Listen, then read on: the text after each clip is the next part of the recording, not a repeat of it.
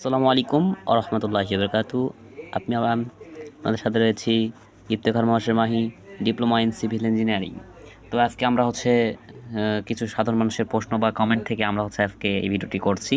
ভিডিওটি হচ্ছে আমাদের এসপিটি সম্পর্কে, অর্থাৎ সয়েল টেস্ট সম্পর্কে। সয়েল টেস্ট হচ্ছে মানে একটি ধরনের মাটি পরীক্ষা বলতে পারেন, মাটি পরীক্ষাটা। তো আমরা কত কাঠার মধ্যে কতটি বোরহল এবং এন ভ্যালুটা দেখে আমরা কীভাবে বুঝবো এটা ভালো মানের মাটিটা।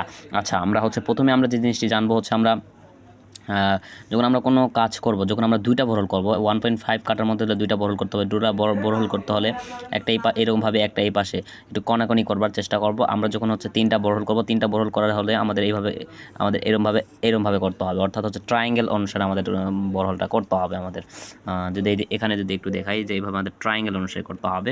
আমরা একটু সিমিলার না করে, এখানে সবগুলো মানে একসাথে এইরকম সমান না করে আমরা যদি একটু ট্রায়াঙ্গেল করি, আমরা এরকম ট্রায়াঙ্গেল করি, তাহলে আমাদের সবগুলো জায়গায় এসপিটা এখান থেকে এটুকু পেয়ে যাচ্ছে। এটা থেকে এটা কভার করতেছে, এটা কভার করতেছে, এটা কভার করতেছে। আচ্ছা, যদি আমরা একটু 5 নম্বর টাকাই মানে যদি 3 থেকে 5 কাটার মধ্যে 5টা বোর হয়, তাহলে আমরা কীরকম এসপিডি আঁকাবো, মানে আমরা বোরহল করবো।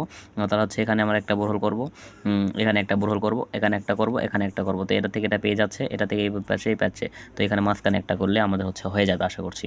এরকমভাবে ট্রায়াঙ্গেল করার চেষ্টা করবো আমরা ঠিক আছে, আশা করছি ব্যাপারটি ক্লিয়ার হয়েছে।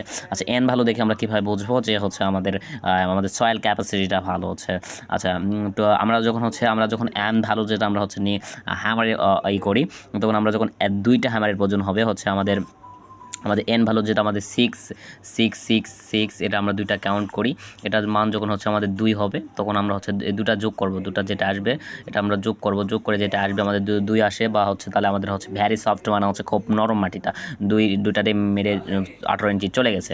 আচ্ছা, ঠিক আছে। আবার পরে যে আসে 2 থেকে 5 ফিটের মধ্যে যদি আমরা 2 থেকে 5টা যদি মানে দুইটার পর মানে 5টা লাগছে, 2 থেকে 3, ধরো 3, 4, 5 মানে 3টা হ্যামার লাগতেছে 18 ইঞ্চি ডাবাইতে, 4টা হ্যামার লাগতেছে বা 5টা হ্যামার লাগতেছে, তাহলে বুঝতে হবে এটা আমাদের একটু মিডিয়াম, মানে ভেরি সফটেরসে একটু মানে মাটিটা ক্যাপাসিটিটা একটু ভালো। ভেরি সফটেরসে মানে আমাদের একটু নর্মালেসে একটু ওটা একটু ভালো আসতেছে। তারপর 5 থেকে 9 মধ্যে যদি দেওয়া হয়, তাহলে আমাদের বিয়ারিং ক্যাপাসিটি 5 থেকে 9।